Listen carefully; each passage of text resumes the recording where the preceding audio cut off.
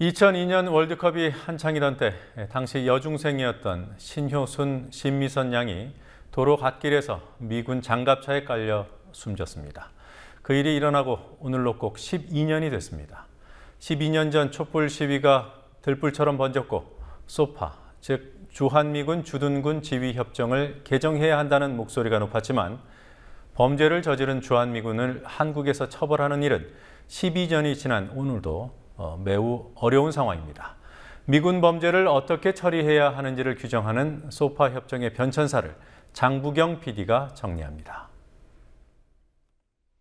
미군이 한국에서 범죄를 저질러도 심지어 현행범으로 체포돼도 한국 수사기관이 그를 구속수사하는 일은 거의 없습니다. 바로 소파 협정 때문입니다.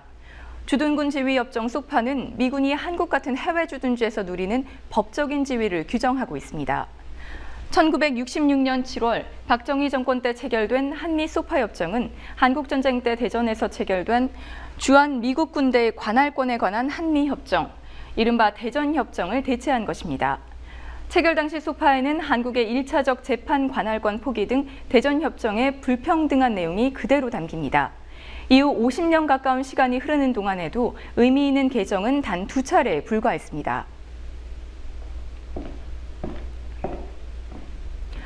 1991년 1월 1차 개정이 있었습니다.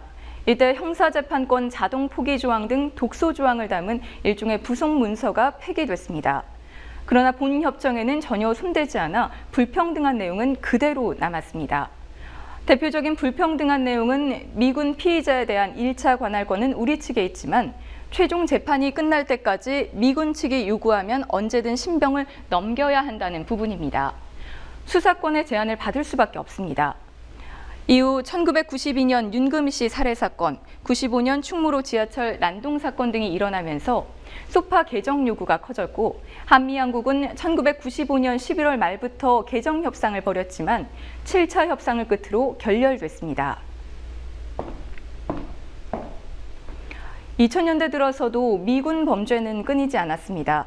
특히 2000년 7월 미군의 독극물 한강 방류 사건이 터진 후 2000년 8월 개정 협상이 재개됐고 2001년 1월 소파 2차 개정이 이루어졌습니다.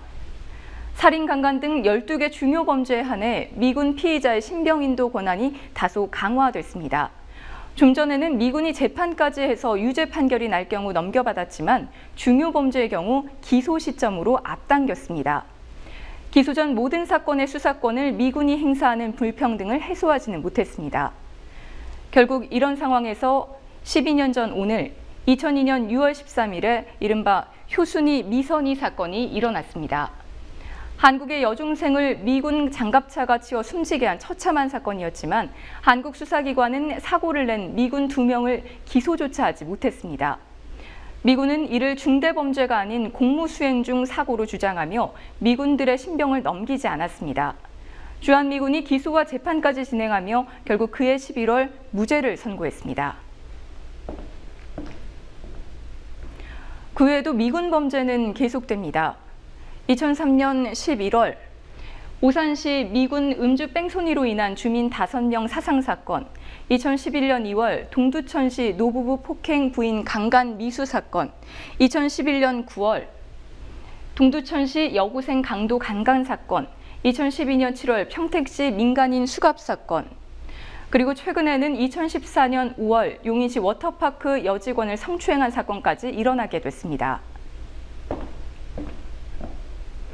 현행 소파에는 공무 수행 중 발생한 미군 범죄에 대해 미군이 재판까지 담당하도록 규정하고 있습니다. 게다가 공무 여부에 대한 증명도 미군 장성이 하도록 하고 있습니다. 미군 측에서 공무라고 판단하면 한국이 판단을 바꿀 수 없습니다. 또 한국이 1차 재판 관할권을 가지고 있는 12개 중대범죄에 대해서도 미군 측이 재판권 포기를 요청하면 우리는 그 요구를 호의적으로 고려하도록 규정하고 있습니다. 심지어 특별한 사정이 없는 한 미군 요구대로 재판권을 포기해야 한다는 독소 조항이 합의 의사록에 버젓이 들어 있습니다. 결국 대부분의 미군 범죄에 대해 미국 측의 요청만 있으면 재판권을 행사하지 못합니다. 국민TV 뉴스 장부경입니다.